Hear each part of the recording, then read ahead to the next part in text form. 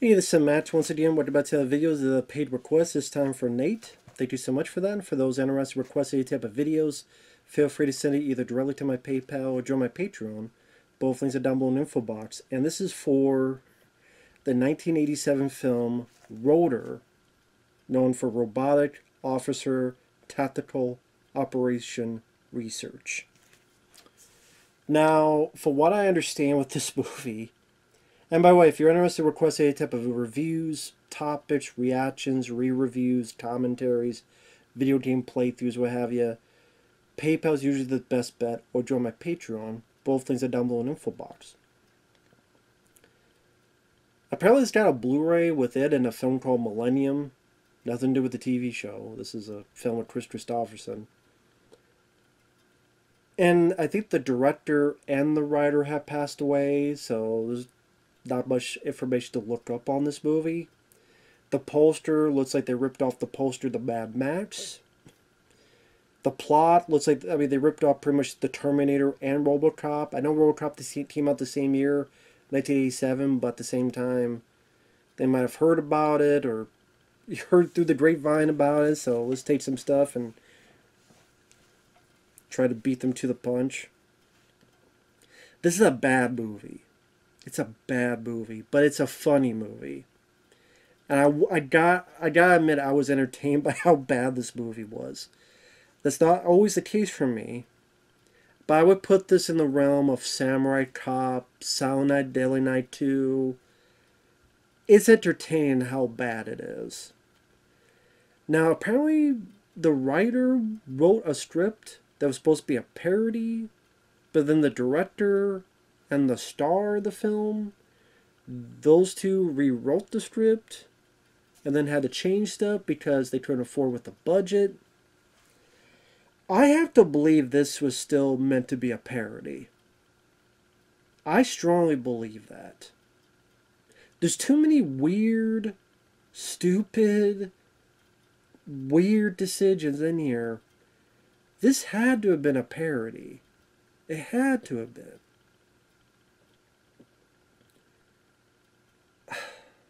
Or so I looked at the film, I don't know, just... To get into the movie, this is going to take a while to explain this movie. So,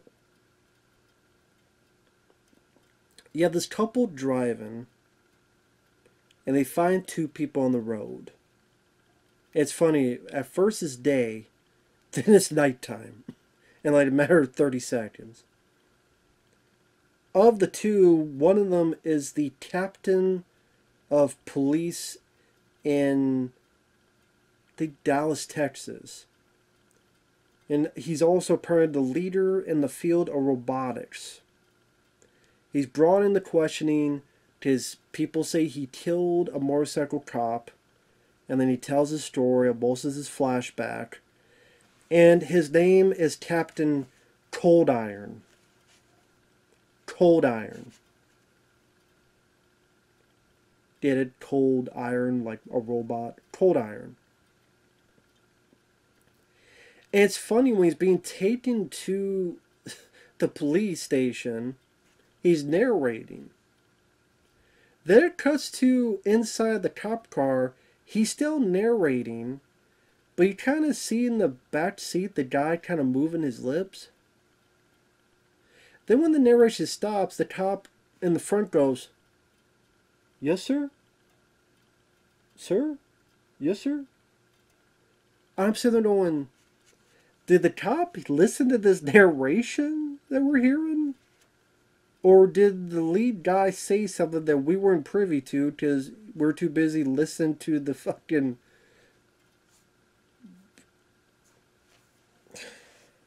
Also, this is heavily dubbed. ADR'd, especially the lead guy. Because I'm like, that's not his voice. And apparently it wasn't his voice. So you get some laughs out of that. So I don't know if he was narrating or if he's talking to the cop or what. So he tells his backstory. He tells about his farm. And he has some weird dialogue that again seems like it would be a parody. I'm like, who talks like this? Like, the guy's narrating about his farm and how it was a buttery morning sunlight. You know, I've looked at the sun. I've looked at the sunlight a lot. I never thought of the words a buttery morning sunlight. Buttery. I never thought of buttery. And then he makes like coffee and he gets a carrot. He goes to his horse, but he feeds the horse coffee while he eats the carrot. So then again, he's a captain of the police force, but he's also a leader of robotics. But then some people call him a doctor.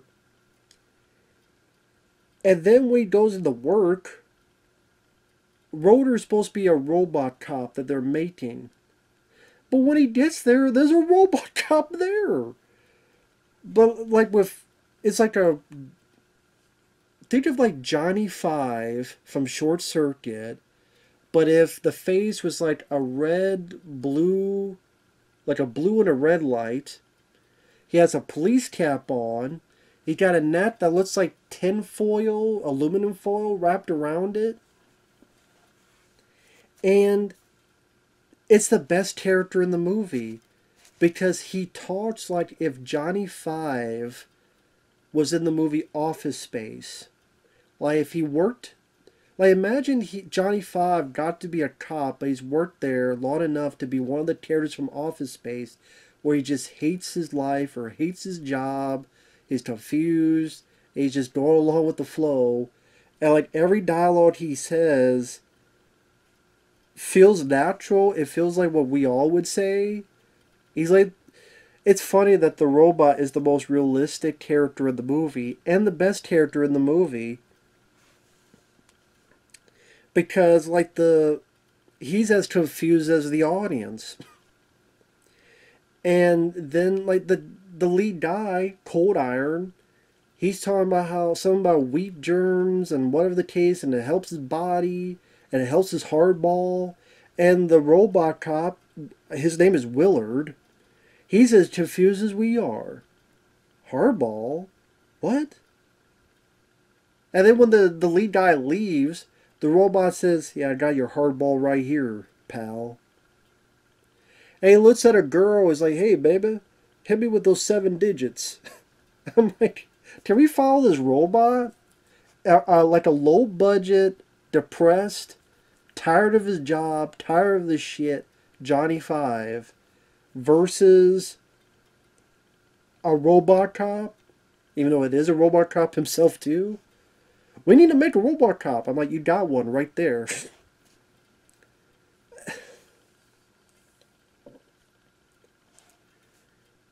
But sadly, he's not in it a lot, Willard, the actual robot cop.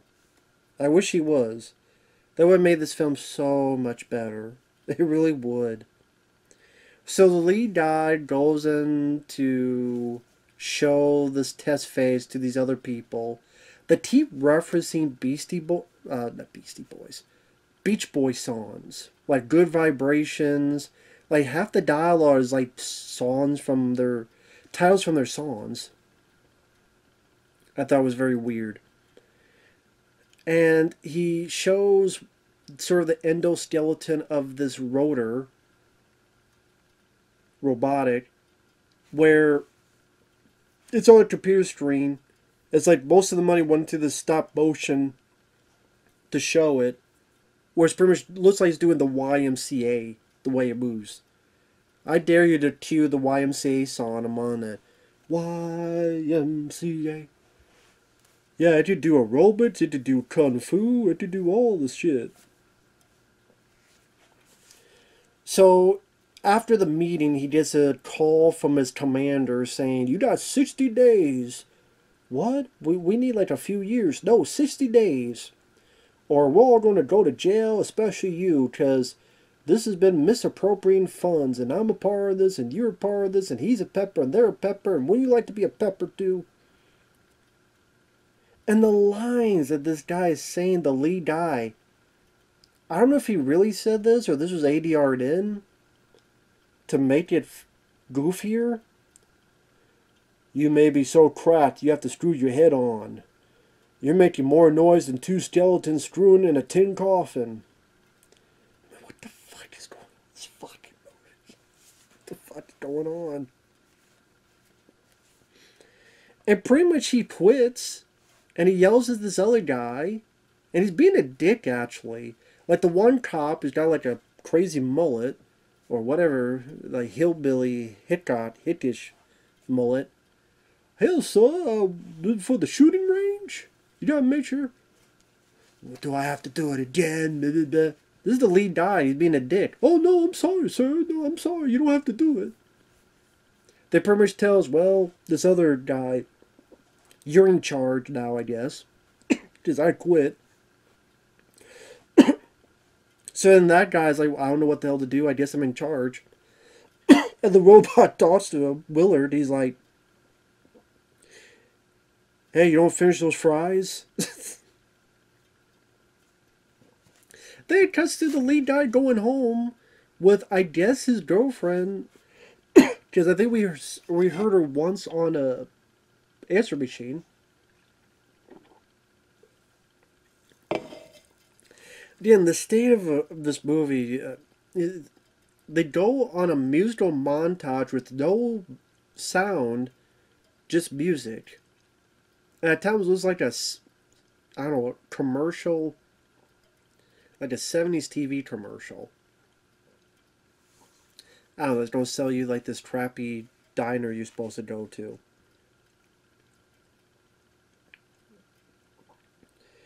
And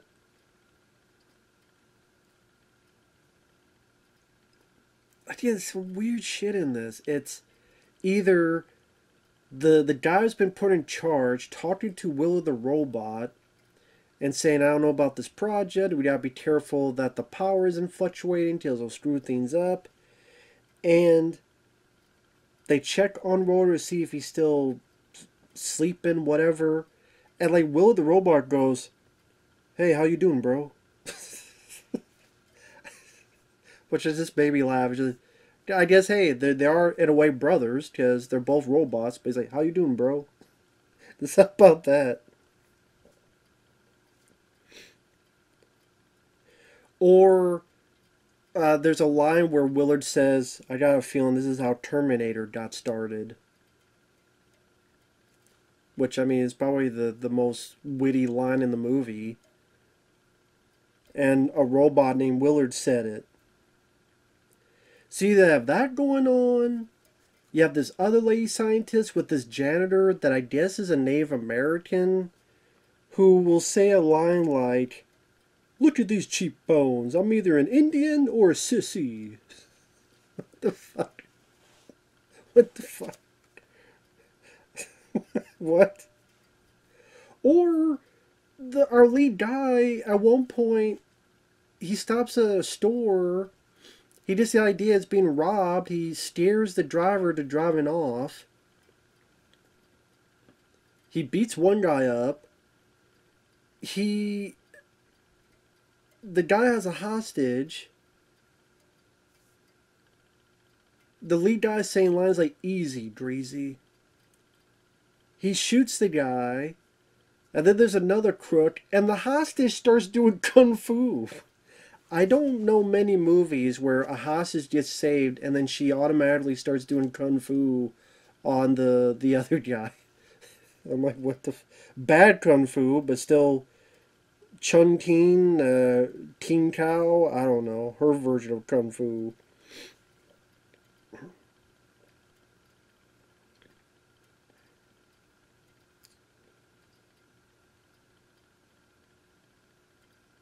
One thing leads to another. The Native American jive-talking janitor screwed up by putting his headphones where they don't belong, which fluctuated the power that just started the R.O.T.O.R cop.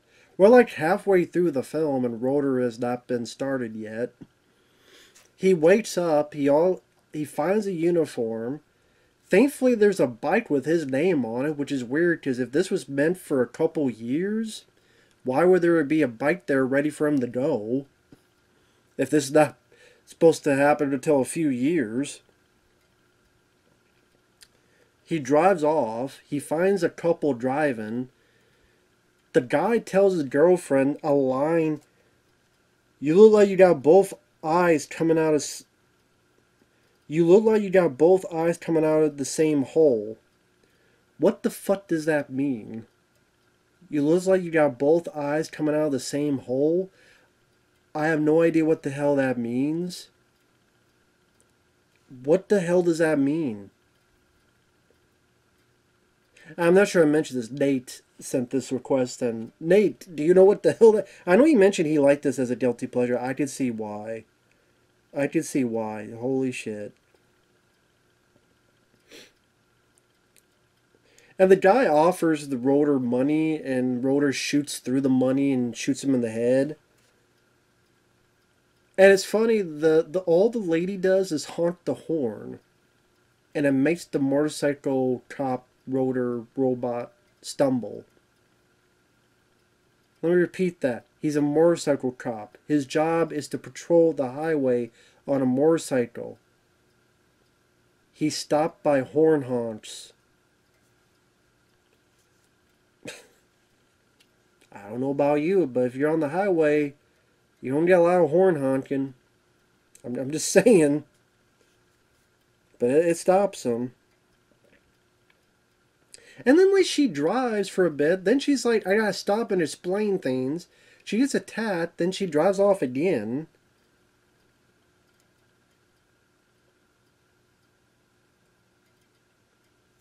There's one bit where she stops somewhere, leaves. R.O.T.O.R gets there. And he has this BS power where he just somehow with his sensors imagines that she was there and her car pulled out and went over there. So I guess I don't know, he stole the thing that Denzel Washington has in Deja Vu to be able to look into the past. That's the only thing I could think he stole. He stole that device. He's following the girl because this has got to be the Terminator now. We got to rip off the Terminator. Just like the Terminator was chasing the girl, we got to have R.O.T.O.R chasing the girl, like the Terminator. That's the only reason they do it. This is the Terminator. There's a bit where he goes into this diner. Now, the cook doesn't know who this is. So to him, it would just be a cop. But he looks at him and goes, "Hey, you're not supposed to be in here," and tries to stab the cop. Now, we know it's an evil robot, cop. But he doesn't. To him, he's just like, "Cop, you're supposed to be able to stab you." And then he does not. And there's an up-close shot where he has fake Butty Beaver teeth. Butty Beaver teeth, clearly fake.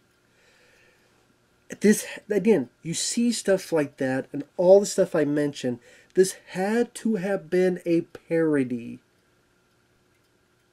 It had to have been.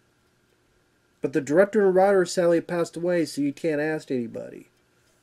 But this had to have been a parody. It had to have been. It had to. The Butty Beaver teeth. There's these three guys that try to attack the girl. She gets out of it, and then they try to fight R.O.T.O.R. He knocks one down. Then this guy trying to do kung fu. He hits that guy. Then this big guy's what the hell did he say? How about a real man, asshole? You're not gonna fuck him, are you? No, he takes his then he takes his shirt off for some reason, and then he starts flexing. Then grabs the guy, and then R.O.T.O.R just puts him down and makes him suck his dick. No, but I mean, with this movie, it could go that way. Or like this one guy tries to help the girl outside. He gets shot, and he goes, "Son of a bitch." Now he dies, but it's like he gets shot, and I don't know. I just, my first words would not be, "Son of a bitch." And thankfully, the lead guy has finally found... Oh, by the way, sadly, Willard the robot's not in the movie anymore. Because there's a point where he calls, the lead guy calls, to ask what happened. Oh yeah, there was a power fluctuation. How did that happen? So as he's hanging up, you hear Will the robot goes, "Sir, yeah, I would like to put in my resignation, and I would like to..." So the robot cop decided to quit. I guess in a way he decided to quit the movie, so he was the smartest. Again, not only the most interesting character, but the smartest character. And that's what I mean. Like, I wish that character was the lead, because I would have been. If they would have made it where the lead guy dies at this point, this is up to this robot. He's got 2 days more to retirement. He quit. He got to carry out these days or whatever because he resigned, but he's got to fulfill his contract or whatever the hell it is to be, and he's got to work this thing and just go full tilt booty with that. With the $5 Johnny Five versus R.O.T.O.R that looks like he looks like a cop that would be like in a 70s porno. That if he takes his pants off, his dick would have sideburns. Like, he's that type of guy. He seems like a 70s porno actor with his mustache. I don't know, there's something about him. And it's just weird things where the lead guy shot at the motorcycle cop R.O.T.O.R and he's got his bite fixed. So music's playing. So music affects him too. And he knocks it down. And you have this guy fixing stuff. He gets pushed away. And oh golly gee whiz. Oh feet don't fail me now. And he jumps into some random pickup and just saves his own life but gets away. What the hell? And then the lead guy like needs help from this other doctor who I just worked on the project, Dr. Steel. Cold Iron, Steel. There's another character whose last name is Mango. And Dr. Steel is a scientist, but she's got skunk hair. Her body's like China from WWF. And they try to stop R.O.T.O.R. The girl, the victim, is still driving and knocks R.O.T.O.R off his motorcycle, but for some reason she decides to stop the car and just run into the woods. The car doesn't look like it's crashed. They don't say it ran out of gas. It seemed like the car just turned here. Instead of getting in, back up and going, she decides to just run into the woods. Don't ask me why. And then our lead guy and Dr. Steel, the stunt care lady, fight R.O.T.O.R. This is a bit where the lady and R.O.T.O.R are fighting in the background while the foreground is our lead and the girl getting away. Like, thanks for leaving her behind to let her fight the battle. The big battle with the bad guy that's in the fucking background. Then this guy gets the idea, hey, give me some time, I'm going to get this lasso with a primer cord. So Dr. Steel is able to rip the chest open. She gets her back broken. She dies, sadly. Spoilers. Fuck it, spoilers. I mean, yeah, spoilers. He throws lasso, but he's in the same spot. But he throws a lasso from this side on the one arm, from this side on another arm, but he's in the same spot. So I don't know how he's going from the same spot, but there's a rope over here, and there's a rope over here, and there's a rope over here. But he's in the same spot. I don't know how that works. I guess because the primer cord hit his circuitry, he blows up.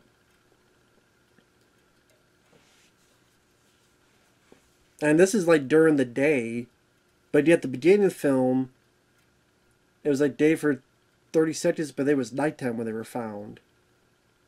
And the couple driving at the beginning heard the explosion.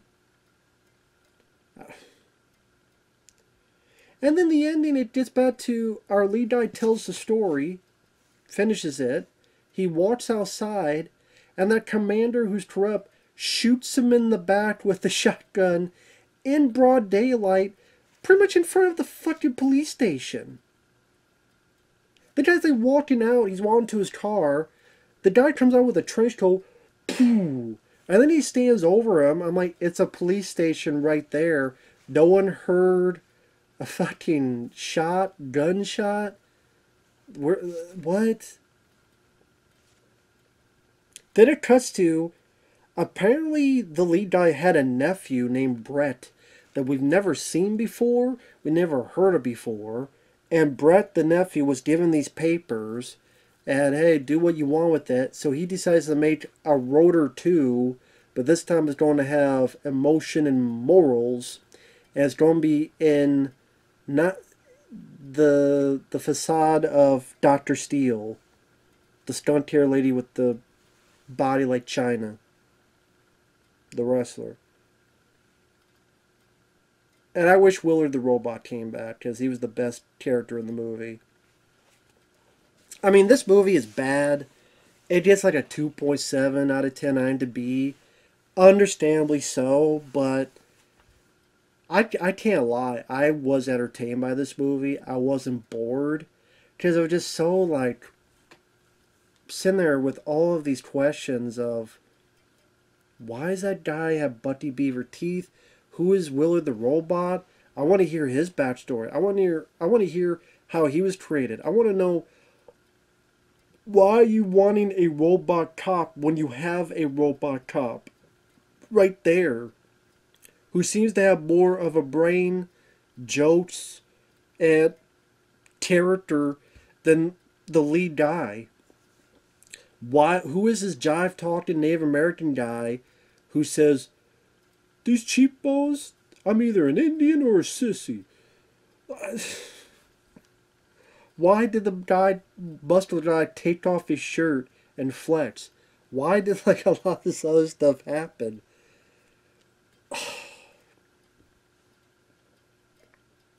Like I said, this had to have been a parody, and I will admit, if that's the case, I did chuckle quite a few times, and if that's the case, then it succeeded, and just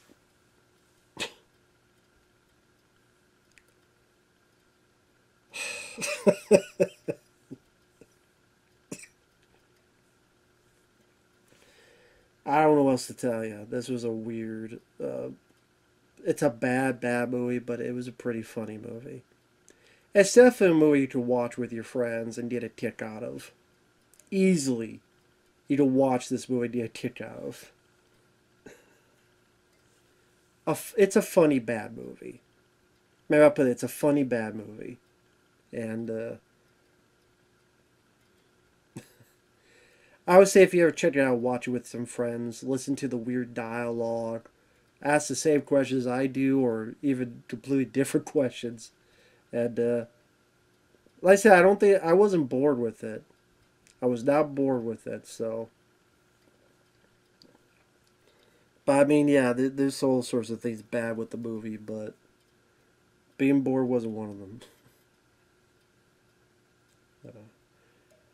But yeah, I mean, if you look at the cover, you're expecting anything remotely RoboCop, Terminator, any of that sort. You're not getting it.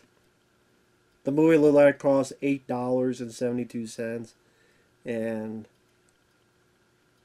this had to been meant as a goof. I know the writer said his was. I guess the writer said his script was rewritten. Maybe not as much as he thinks, or maybe a lot of people hate it, so he just said it was rewritten. I think it was meant as a parody, and it came out as a parody. So if that's the case, it kind of worked. So with that said, thanks for watching, and we'll see you guys later. See you later.